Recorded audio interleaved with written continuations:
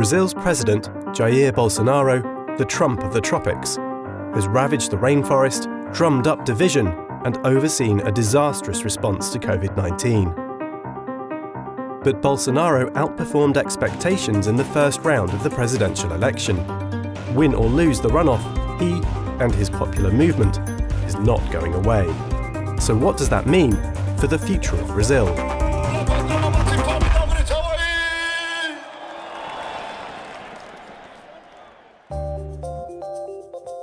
It's Independence Day in Brazil. In Sao Paulo, thousands of people have gathered. They're here to show their support for one man. In his 4 years as president, Jair Bolsonaro has won a cult-like devotion from his followers. They call him mito, myth, or legend. Então eu acho que é um cara sensacional e para mim é isso, esse é tudo. Bolsonaro swept to power in 2018 E a independência do Brasil. by tapping into disillusionment with the corrupt political establishment and economic recession. He could portray himself as an outsider, as an anti-system candidate, as a sort of maverick who could save Brazil from corruption, from crooked politicians. In the 4 years since, he's given a megaphone to a growing conservative clamour in Brazil. Vou votar em Bolsonaro porque eu sou de família tradicional e gosto de ver o Brasil melhor do que nunca esteve. Por isso que eu sou bolsonarista.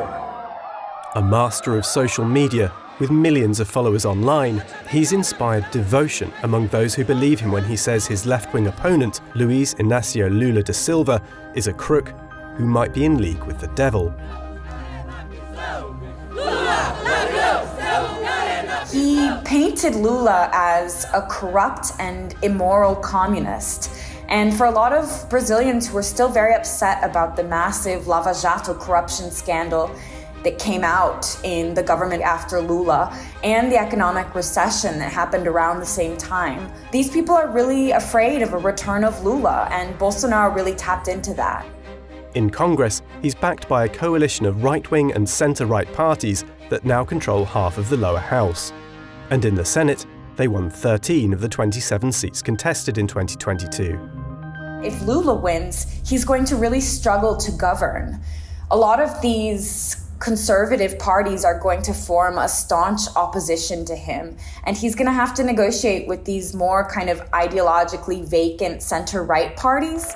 On the other hand, if Bolsonaro manages to win the election, having all of these new allies in Congress will make it much easier for him to push forward loosening of environmental regulations and gun restrictions.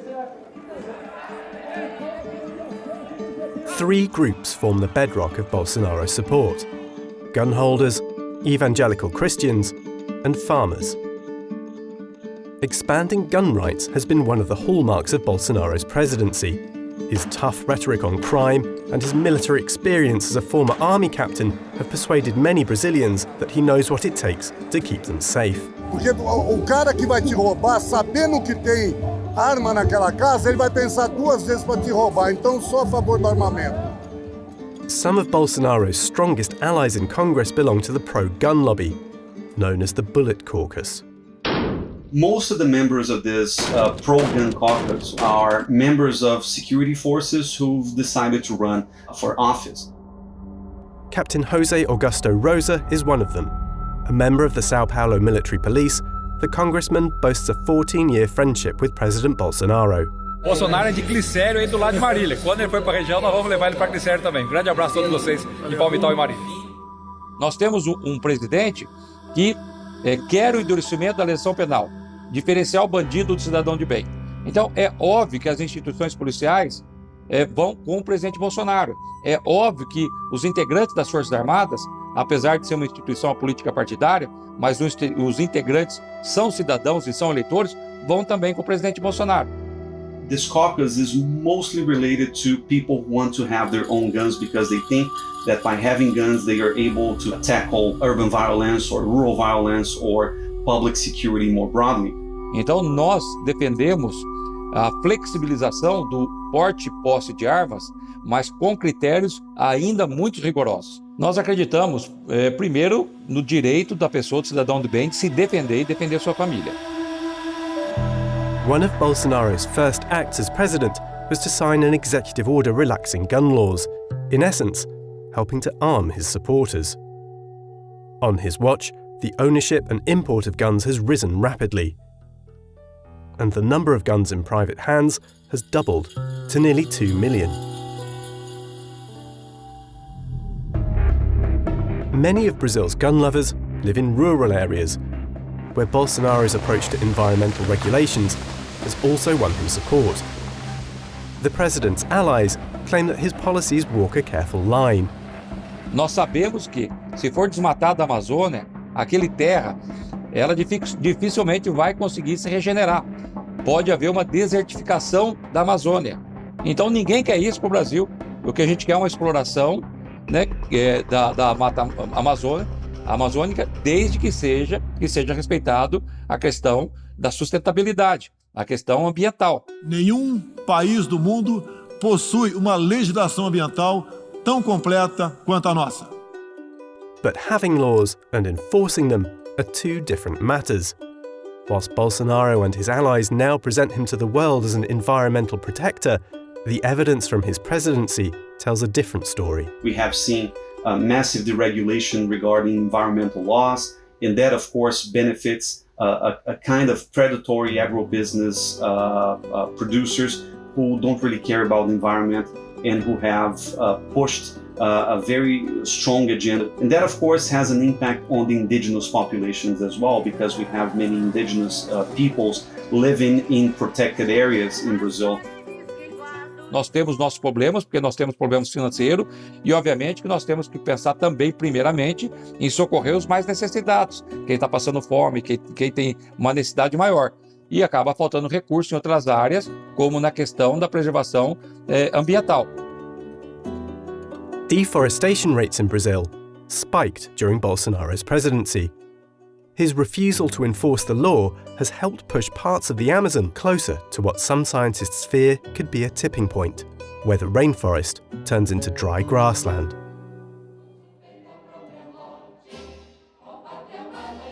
Bolsonaro's presidency has brought religion into politics too. É país que está condenado a ser cristão. Nearly a third of Brazilians identify as evangelical. At the last election, 70% of them voted for Bolsonaro. Evangelical pastors present him as a protector of family values and leave their congregations in no doubt what's at stake should his opponents take power. É isso, é uma agenda do inferno para destruir todos os nossos valores, a sociedade e a família.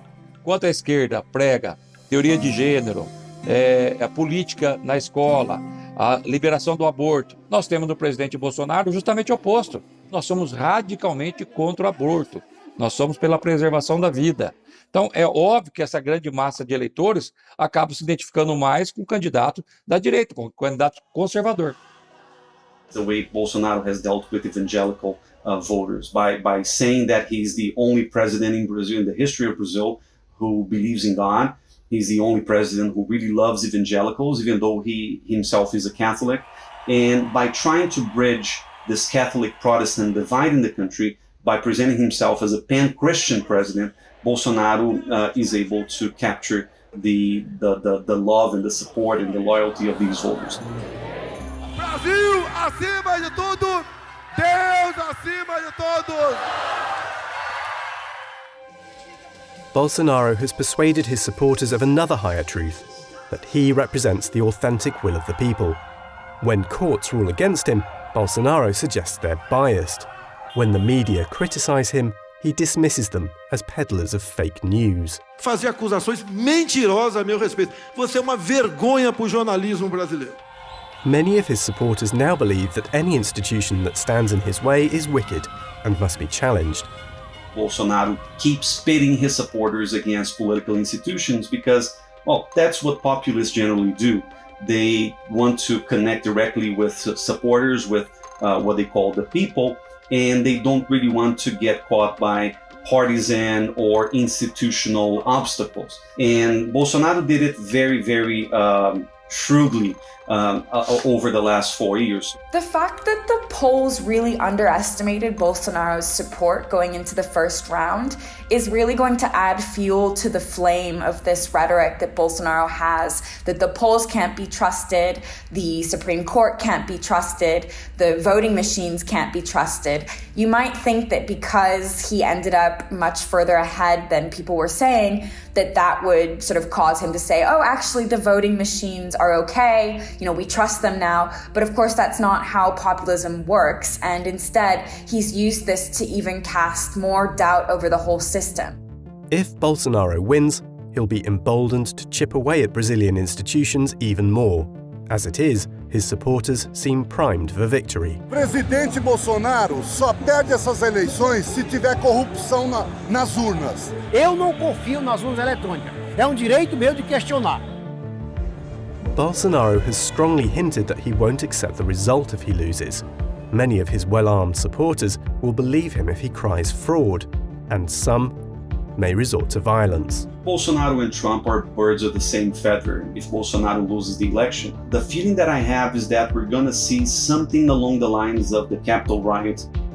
And it's unclear whether Brazil's military police, many of whom support Bolsonaro, will stop them. This is a stress test for Brazil's institutions, for the electoral institutions, for the police, for the army. Even if Brazil does manage to calm things down in the streets among Bolsonaro supporters and Lula manages to take office on January 1st without any problems, Bolsonarismo is not going away. If Bolsonaro loses, he may continue to lead a movement of people who think he is the rightful president. That doesn't bode well for stability in Brazil, nor does the very real possibility that one day he'll be back. I'm Sarah Maslin, the Brazil correspondent for The Economist. To read more of our Brazil election coverage, please click the link and don't forget to subscribe.